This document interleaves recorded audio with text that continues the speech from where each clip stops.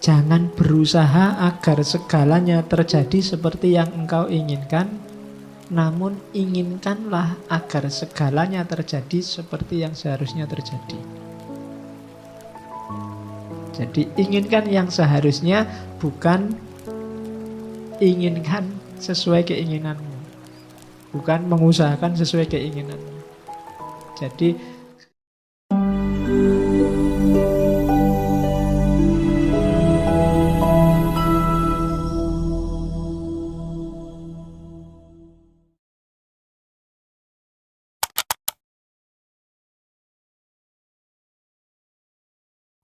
bismillah. Assalamualaikum warahmatullahi wabarakatuh. Bismillah, mari kita lanjutkan ngaji kita seperti biasa. Ini teori self-preservation. Apa ndak boleh, Pak? Kita punya hobi, punya kesenangan, ingin kaya, ingin kepuasan tertentu, boleh. Cuma hati-hati melampiaskannya. Self-preservation itu melestarikan dirinya sendiri. Biar hidupmu enak, hidupmu nyaman, hidupmu bahagia. Hakmu untuk makan enak, hakmu untuk tidur nyenyak, hakmu untuk seneng-seneng, ya self-preservation itu. Tapi kayak Epikuros kemarin, jangan sampai kontraproduktif. Maunya seneng-seneng, akhirnya susah. Kayak yang minum oplosan itu kan, maunya seneng-seneng, tapi akhirnya wallahu a'lam bishawab, innalillahi. Nah, itu kontraproduktif namanya. Ya seneng sama game ndak apa-apa, seneng sama internet ndak apa-apa, seneng sama WA ndak apa-apa, tapi penuhilah secukupnya. Dalam rangka apa? Self-preservation. Self-preservation itu melestarikan dirimu biar nggak cepat punah. Loh yo, kalau kamu punah itu kan secara eksistensial maupun secara esensial. Kamu main game terus sekarang, ya mungkin masih hidup, tapi waktumu habis sia-sia. Temanmu sudah ngapain, kamu masih ngapain. Oke, jadi self-preservation. Jaga dirimu, lestarikan dirimu. Kalau ada yang kamu senengi, ya puaskan secukupnya. Kalau ada yang kamu takuti, ya kendalikan secukupnya, dan seterusnya. Biar kamu tetap lestari jadi manusia. Kalau enggak, ya dirimu bisa punah nanti. Kamu yang sejati enggak keluar. Yang keluar kamu yang iseng, kamu yang seneng-seneng, kamu yang bukan aslinya. Karena kamu enggak memberikan sepenuhnya. Suka lihat TV ya enggak apa-apa, ini sekedarnya saja. Jangan pulang dari kampus di depan TV sampai malam cekelani remote. Enggak pindah-pindah. Acaranya enggak enak semua ya enggak apa-apa, diganti channel. Oke, itu enggak self-preservation namanya. Terus, jadi ini ya, ini pikiran-pikirannya diawali dari Zeno. Nanti kita lihat gagasan-gagasan tokoh-tokoh utamanya satu-satu. Ya, ini katanya Marcus lagi. He who lives in harmony with himself live in harmony with the universe. Ia yang hidup harmonis dengan dirinya sendiri akan hidup harmonis dengan alam semesta. Kalau kamu sama dirimu sendiri nggak harmonis, ya kamu nggak mungkin harmonis dengan alam. Kamu sama dirimu sendiri nggak damai. Nggak damai itu bisa pikiran sama perbuatanmu beda. Bisa antar pikiran kamu nggak jelas antara ya dan tidak. Itu namanya nggak harmonis. Pingin mutusin apa tapi nggak bisa. Pingin A tapi yang terjadi B, itu nggak harmonis sudah. Kalau dalam dirimu sendiri perang terus, oh ya sudah, kamu tidak akan bisa harmonis dengan alam semesta. Maka harmonislah. Apalagi sama orang lain, sama dirimu sendiri kamu gegeran terus. Gimana sih aku ini, bikin malu aja. Gimana sih aku ini, kan sering gitu kan. Kok bodoh banget ya aku ini tadi. Nah itu kamu sama dirimu sendiri aja gegeran. Apalagi sama orang lain. Maka he who lives in harmony with himself lives in harmony with the universe. Itu Marcus Aurelius. Oke. Ini selanjutnya katanya Zeno. Saya bilang tadi ya di awal, Zeno dari Citium, bukan Zeno dari Elia. Karena nama Zeno itu banyak. Ada yang menganalisis dia satu akar kata sama Zen. Tapi enggak tahu juga. Ya memang ada kata-kata Zenonya, Zennya. Kalau yang nonton kartun Dragon Ball juga ada Zeno sama. Ya, yang nonton Dragon Ball Super itu. Ya, itu yang paling jagoan di antara jagoan itu. Padahal kecil. Oke, yang enggak suka kartun enggak ngerti mesti. Terus tidak ada ini katanya, yang bisa mengusik kebahagiaan orang yang makomnya sudah wise, sudah bijaksana. Orang bijaksana itu tidak bisa sumpek. Kenapa? Tidak ada yang bisa mempengaruhi dia. Dia sudah kokoh. Uraiannya begini, misalnya, anggap apa yang paling bikin kamu tidak bahagia? Wah, saya nggak bahagia karena nggak lulus-lulus. Saya nggak bahagia karena kan banyak itu kamu munculkan di pikiranmu. Terus kamu galau. Kuncinya sebenarnya sederhana. Kamu jadi galau karena macam-macam tadi karena kamu pedulikan semua itu. Cara paling gampang menghadapi itu semua, nggak usah dipedulikan. Nggak usah dimunculkan di pikiranmu, selesai. Pak, tesisku lho Pak, ndak dadi-dadi. Lah salah mbok pikir terus. Emangnya nek mbok pikir terus tesismu jadi tiba-tiba, kan enggak? Iya kan? Ya udah dikerjain aja tanpa harus galau. Wah ya memang satu-satunya jalan dikerjain. Ngapain energinya double, satu buat ngerjain, satu buat galau. Ya kerjain aja, enggak pakai galau. Yang bikin galau kan karena kamu tampilkan sendiri di pikiranmu, terus kamu sumpekkan dirimu. Kamu sumpekkan sendiri dirimu. Itu yang kuncinya sehingga kamu sumpek hidupmu. Wah ini ndak bisa Pak. Saya mikir nggak ketemu jawabannya. Ya sudah, kalau nggak ketemu ngapain dipikir terus? Wong ndak bisa ketemu jawabannya. Ya sudah, kalau bahasa fikihnya mauquf aja. Kalau ada masalah mauquf, ndak bisa dijawab, selesai. Nggak usah dipikir terus. Wong dipikir jelas-jelas kamu ndak bisa jawab kok. Biarin aja. Nah, jadi kuncinya apa? Biar kamu nggak sumpek, ndak usah dibikin sumpek. Kalau nggak bisa dikerjain, ya ndak usah dikerjain. Kalau bisa, ya kerjain semampumu. Kan cuma itu dok rumusnya. Jadi orang yang bijaksana itu ndak bisa sumpek. Makanya kalau diilustrasikan film-film itu bagian tokoh yang bijaksana kan mesti senyum terus. Nggak pernah merengut karena nggak ada yang bikin dia sumpek. Nggak bisa ya sudah, memang nggak bisa. Oke.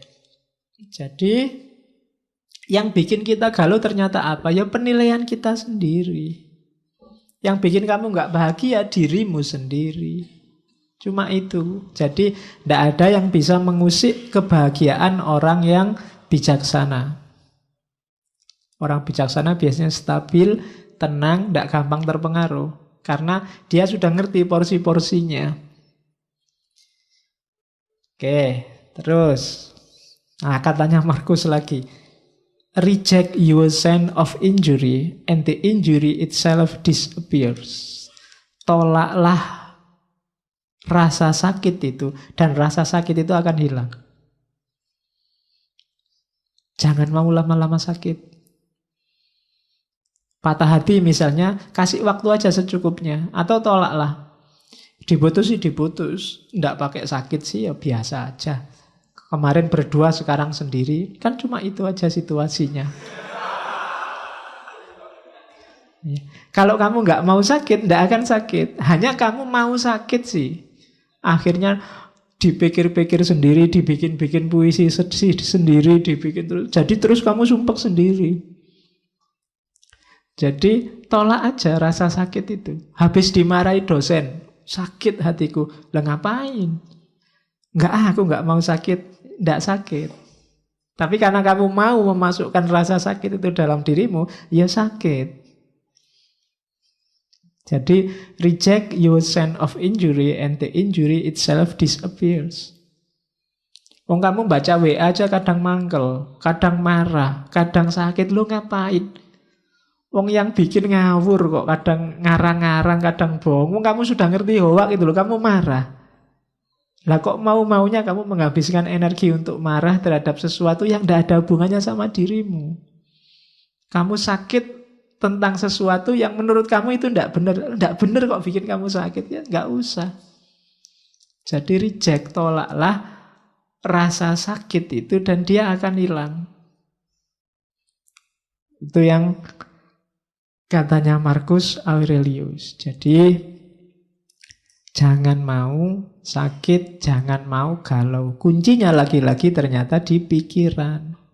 Kamu sendiri yang mendramatisir. Sehingga kasus biasa-biasa kayak film India. Jadi kamu terus nangis, padahal ya biasa aja. Ya kayak kapan tadi apa ya, saya dapat WA yang anak kecil ayamnya mati terus dia nangis itu.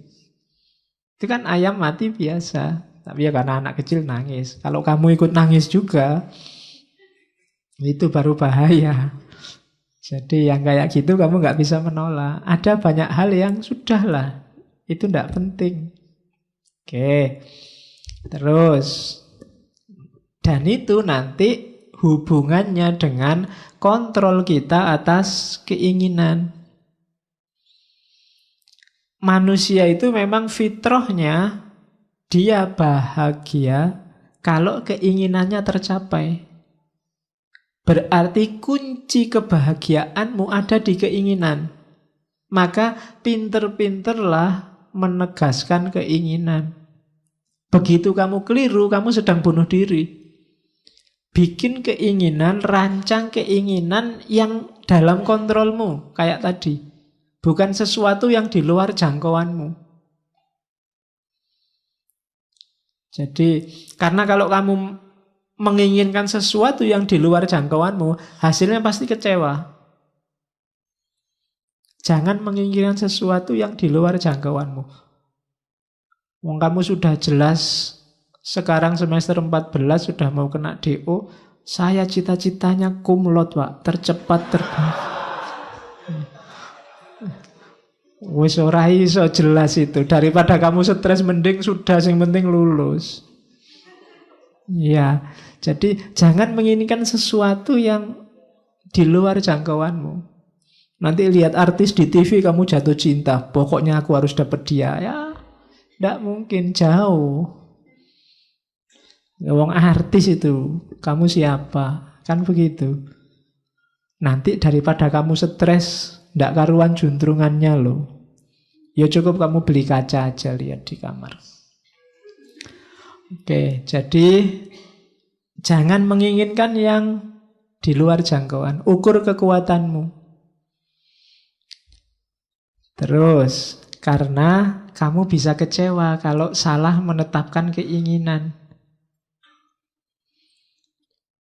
Saya, Pak, mulai sekarang ingin tiap malam sholat tahajud. Mulai jam 1 sampai subuh. Nggak putus-putus. Wis kecewa mesti kamu nanti. Iya. Kenapa? Mungkin di luar jangkauanmu, kamu sholat subuh, ayo. Iya. Jadi inginkan yang dalam jangkauanmu. Itu penting bagi yang tidak ingin stres. Oke. Karena itu, kalau tiba-tiba terbersit apapun yang menurutmu itu di luar jangkauanmu, kalimatnya Stoa apa? You are nothing in relation to me. Kamu tidak ada hubungannya sama aku. Jadi jauh-jauh. Jalan-jalan di mall, lihat orang belanja baju banyak sekali, harganya ratusan ribu. Kamu mau beli kaos 40 ribu aja diwolak-walik ping telu. Nah, lihat orang itu, ndak ada hubungannya sama aku. Kita beda dunia. Jadi nggak usah membayang-bayangkan, menginginkan yang kayak yang kamu lihat, nanti kamu malah stres sendiri. Jadi kamu harus punya senjata ini tadi. You are nothing in relation to me. Ada cowok cewek pacaran, cakep, cowoknya cakep, ceweknya cakep, kamu nonton, kamu jomblo sudah bertahun-tahun. Biar nggak galau apa? You are nothing in relation to me. Kamu nggak ada hubungannya sama aku. Kita dunianya beda. Nah, lo itu lebih simpel. Lah daripada kamu stres, kamu mangkel marah, malah menghabiskan energi kayak tadi untuk yang sia-sia. Biarin aja lah, mereka punya dunia sendiri, aku punya dunia sendiri. Aku cukup nonton TV sendirian, di kamar sendirian, makan sendiri, masak sendiri. Oke, yuk bikinlah nanti narasi-narasi untuk lebih baik sendiri, lebih merdeka sendiri. Sudah apa-apa lah untuk menghibur diri. Jadi inginkan yang bisa kamu kontrol. Untuk yang tidak bisa kamu kontrol, kok tiba-tiba kamu berhasrat, katakan you are nothing in relation to me. Kamu tidak nyambung lagi, kita frekuensinya beda. Nah gitu aja kan, lebih nyaman, lebih enak daripada kamu stres. Ada orang dinasehati baik-baik, nggak manut, oh ya sudah, you are nothing in relation to me, kita beda jalur. Kan gitu. Kamu kan sering begitu, ada orang pikirannya beda sama kamu, terus kamu marah-marahin, dia juga marah-marahin kamu. Yang frekuensinya beda, dia apa-apain ya nggak nyambung. Tinggal kamu putus saja, ya kita frekuensinya beda. You are nothing in relation to me. Kita beda dunia. Nah, jadi itu caranya untuk bahagia. Kontrol keinginan. Dari situlah nanti kamu ketemu kebebasan. Kalau ada yang tanya bebas itu apa? Bebas itu inginkan yang berada dalam kontrolmu. Jangan inginkan sesuatu yang berada dalam kontrol orang lain. Kalau cita-citamu menginginkan sesuatu yang jadi milik atau dikontrol orang lain, maka saat itu juga kamu jadi budak. Budaknya siapa? Budaknya orang lain yang mengontrol keinginanmu tadi. Kalau cita-citamu misalnya jadi PNS, dan menurutmu di luar kontrolmu, maka kamu akan jadi budak orang yang mengontrol penerimaan PNS. Kalau cita-citamu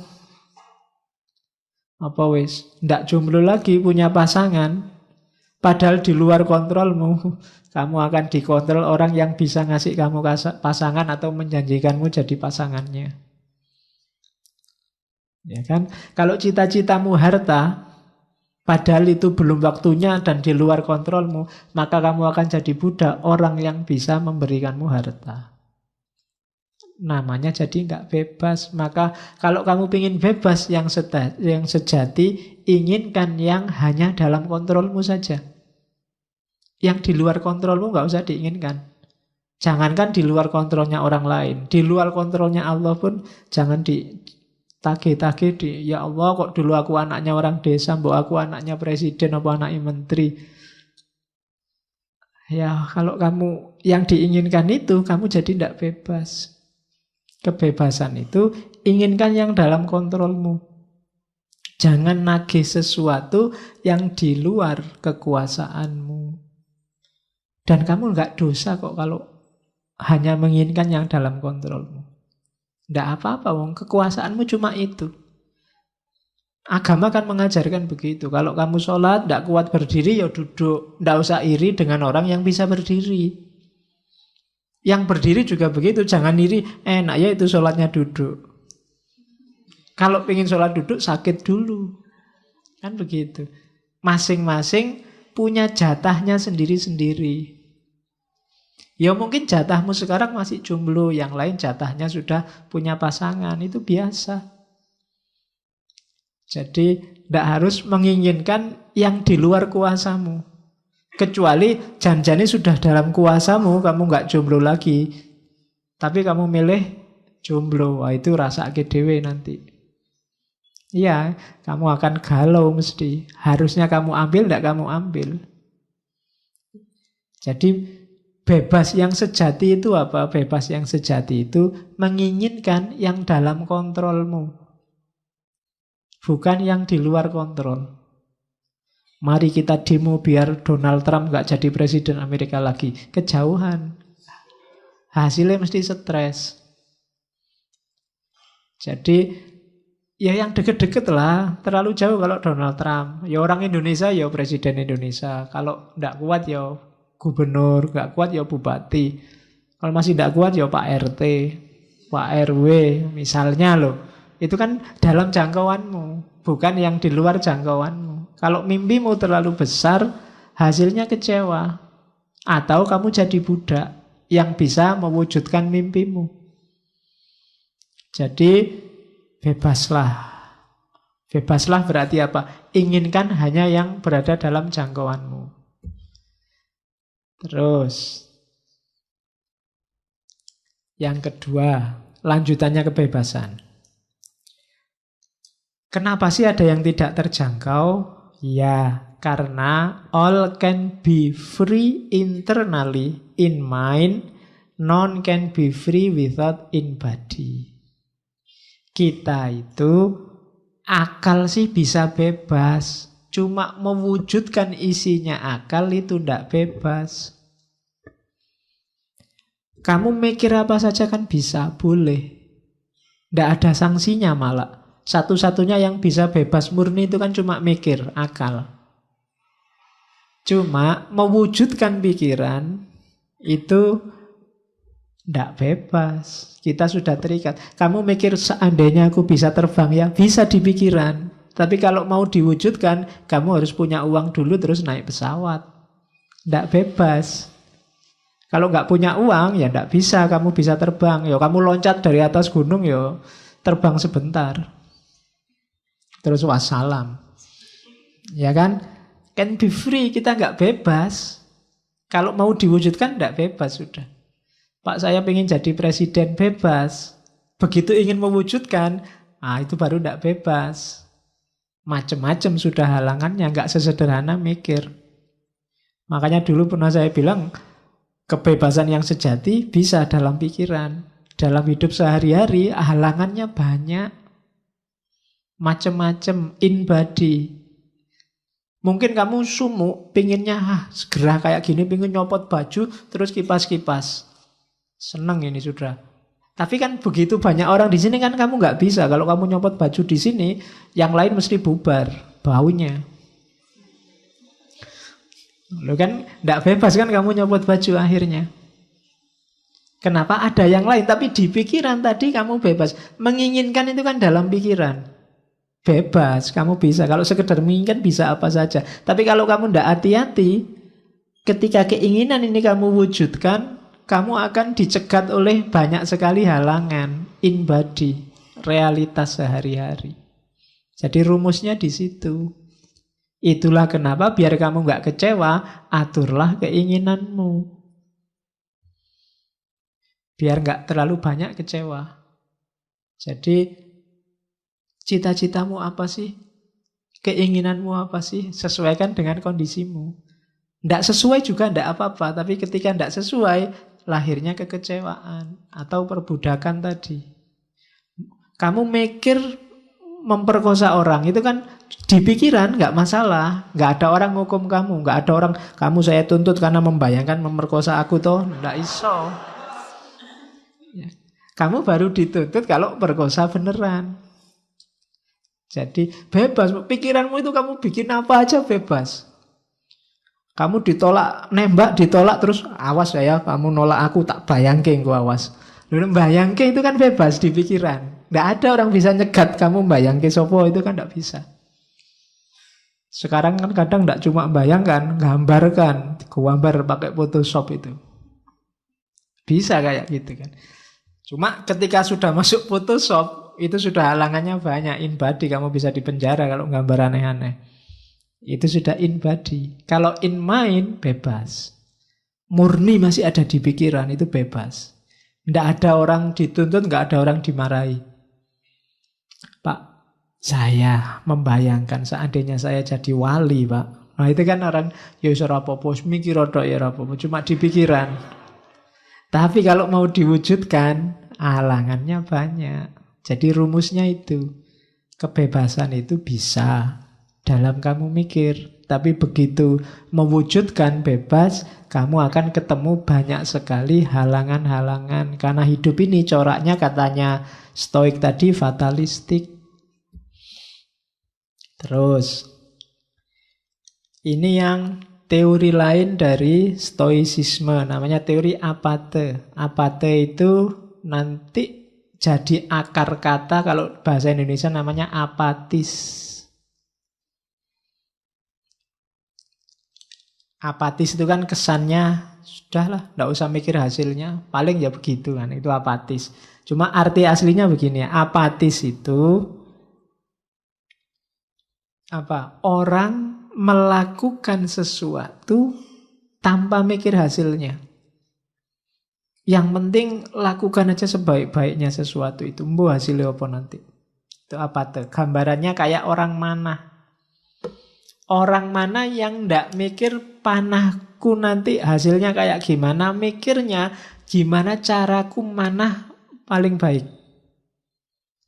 Itu apa tuh? Aku ndak tahu besok IP ku bisa 4 apa ndak, yang penting aku belajar sekuatku. Itu apa tuh?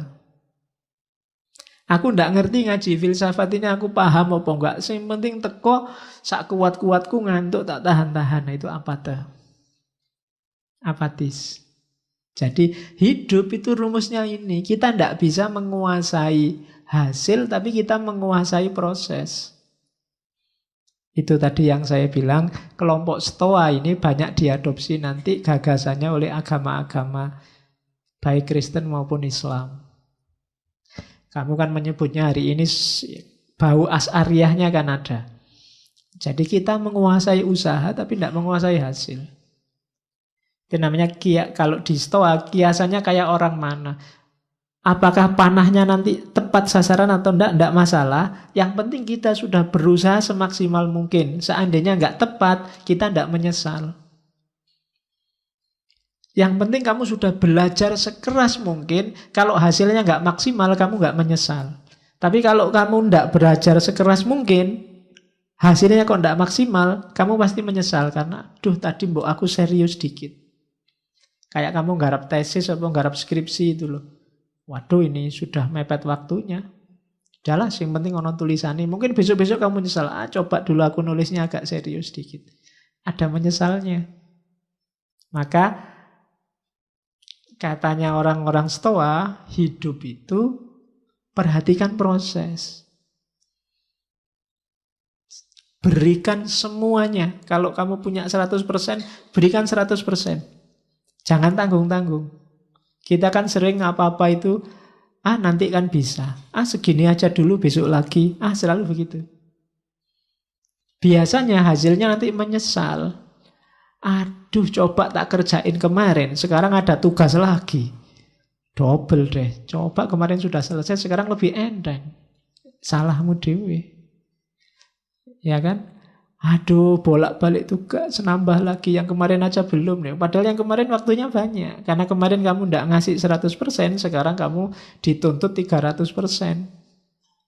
Hasilnya menyesal. Maka kiasannya kayak mana? Tidak usah peduli hasilnya nanti kayak apa. Yang penting sudah memberikan semuanya. Kalau hasilnya belum maksimal, ya sudah, itu jalannya mungkin.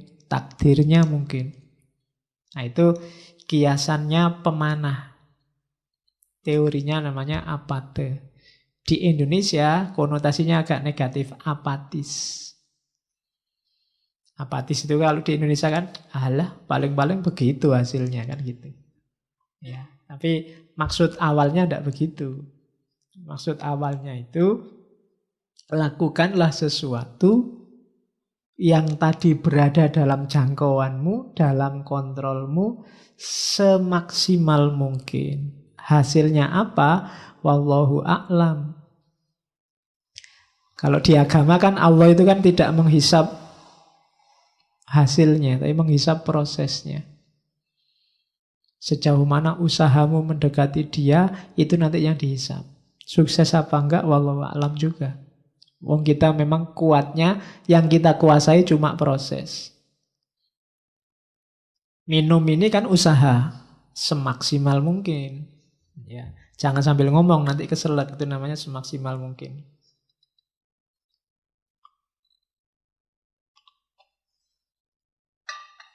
Kalau bisa minum, mungkin minum tak tahan-tahan, nanti saja. Nah, nanti selesai ngaji menyesal. Coba tadi minum. Sekarang udah habis deh minumannya. Jadi menyesal. Maka apa-apa itu maksimal. Yang minumnya belum habis, dihabisin. Ya, daripada nanti ketendang. Oke, jadi baik, buruk, menyesal, tidak menyesal, itu tergantung berapa persen usaha yang diberikan. Terus, ini teori yang lain, kelanjutannya. We are actors playing roles we do not choose. And our duty is to play them as best we can, knowing that our fate is part of which larger order. Jadi kita ini pakai lagunya Ahmad Albar ya. Dunia ini panggung sandiwara. Sutradaranya bukan kita. Kita ini hanya aktor yang dikasih peran tertentu yang kita ndak milih.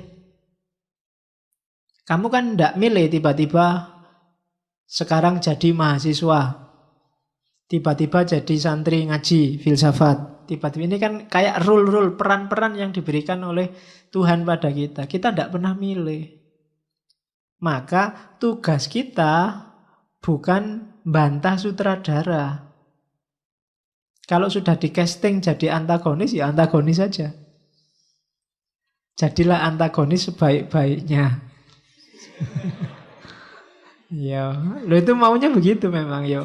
Antagonis terbaik itu ya maksudnya ya play them as best we can. Apa ya kamu di casting jadi antagonis kan begitu. Kenapa? Karena kita ini bagian kecil dari mesin besar. Kalau kita nggak main sebaik-baiknya, mesin besar ini akan kacau. Jadi santri, jadilah santri yang baik. Jadi guru, jadilah guru sebaik-baiknya. Jadi adik, jadilah adik sebaik-baiknya. Jadi kakak, jadilah kakak sebaik-baiknya. Maka mesin hidupmu akan bagus, normal, produktif. Jangan setengah-setengah. Jadi mahasiswa setengah-setengah. Jadi guru setengah-setengah. Jadi kakak juga setengah-setengah. Ya hasilnya tidak bagus. Mesinmu tidak akan muter dengan bagus. Kita itu bagian, kalau kamu jadi kakak yang bagus, adikmu jadi adik yang bagus, ibumu ibu yang bagus, ayahmu ayah yang bagus, keluargamu jadi keluarga bagus. Produktif. Pemimpinnya harus bagus, rakyatnya juga harus bagus. Tidak bisa salah satu. Yang penting kan kuncinya pemimpin. Loh, sebagus-bagusnya pemimpin, kalau rakyatnya kacau, ya tetap kacau. Karena ini organisme besar.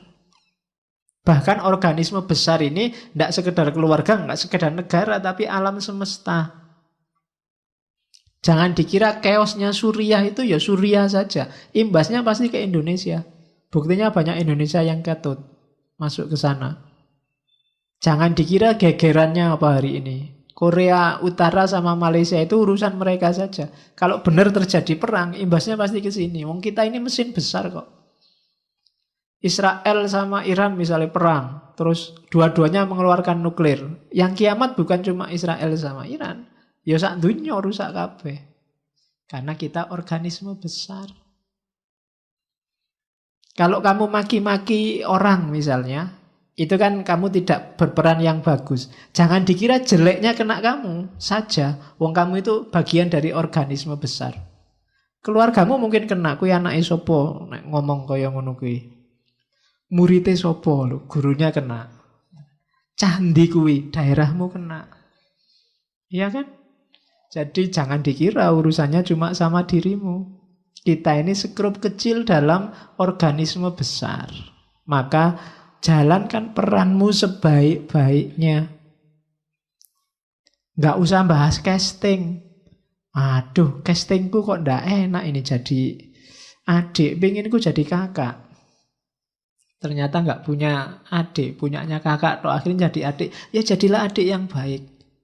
Enak jadi dosen ya tinggal merentah-merentah, nugas-nugasin. Lu dosennya dulu juga pernah jadi mahasiswa. Dulu, sekarang castingnya ganti. Maka castingmu sekarang baru jadi mahasiswa.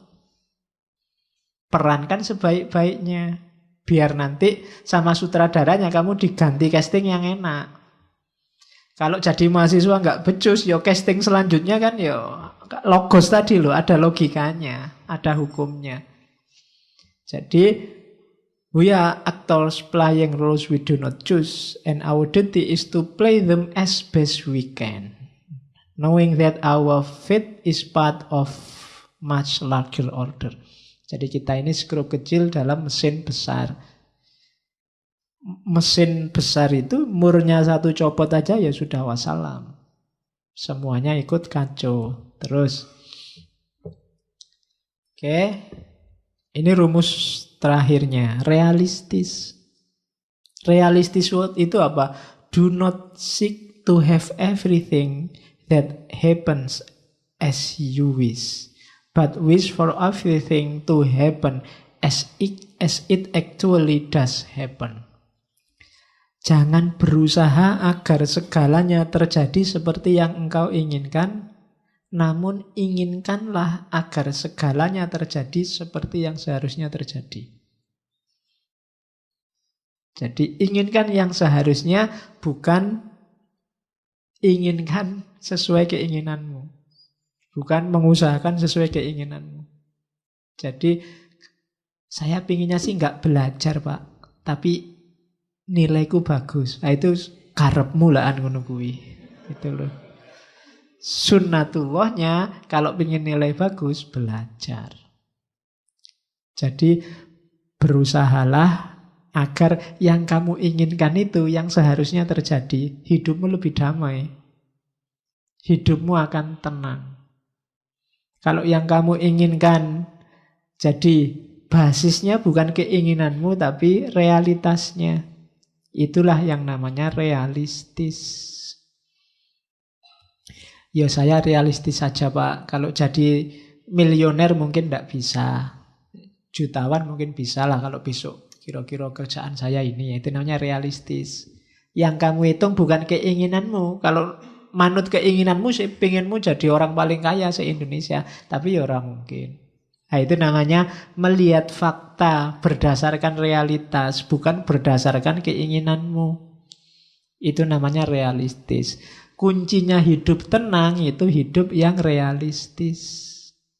Pak, kalau wajah saya kayak gini ya, asal punya pasangan aja alhamdulillah. Itu lebih nyaman daripada saya Pak, kulitnya putih, rambutnya panjang. Wis. Susah nyarinya. Ada kuda putih. Kulitnya putih, rambutnya panjang. Oke, jadi hiduplah realistis saja.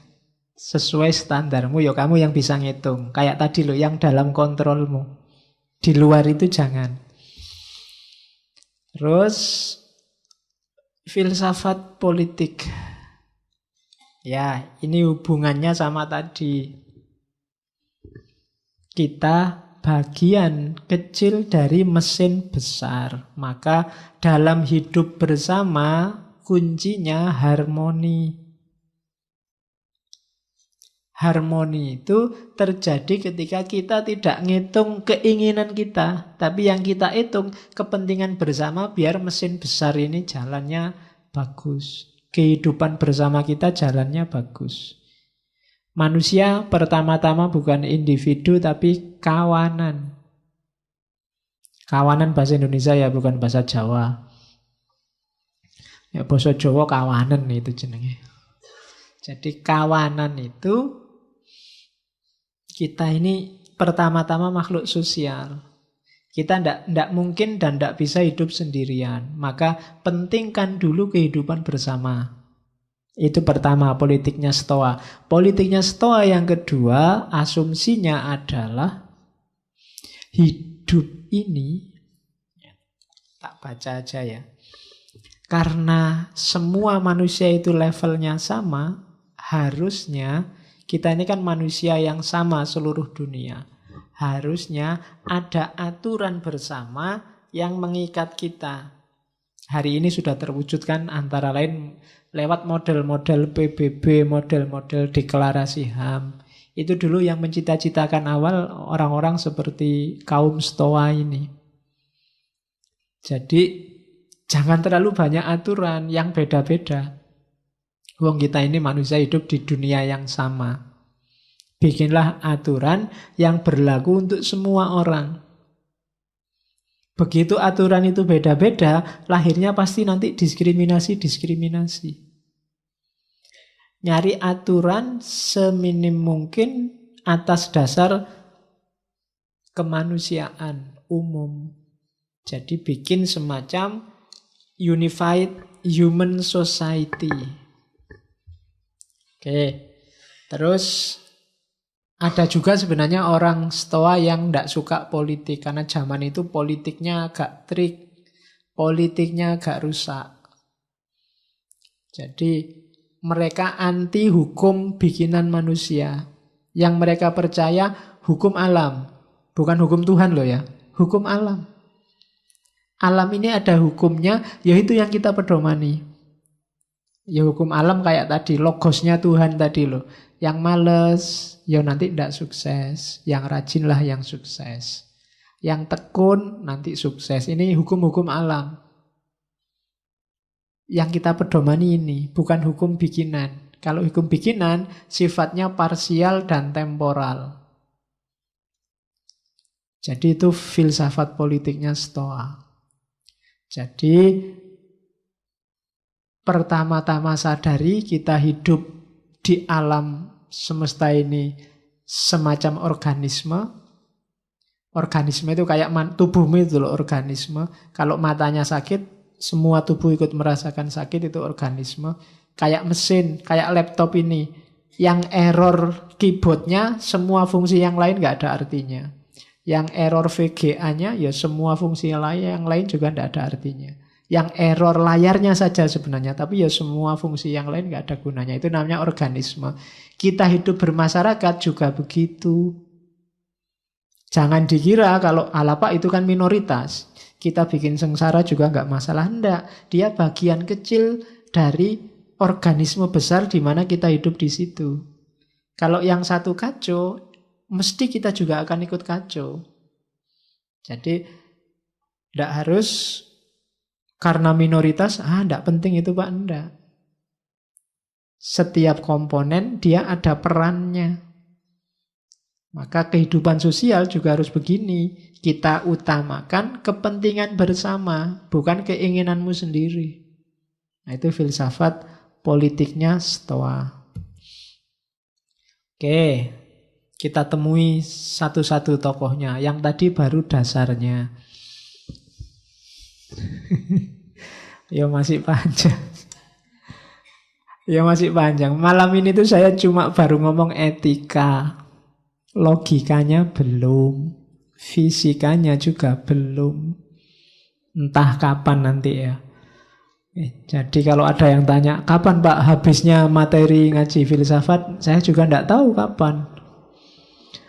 Oke, pokoknya sak kuat-kuatnya.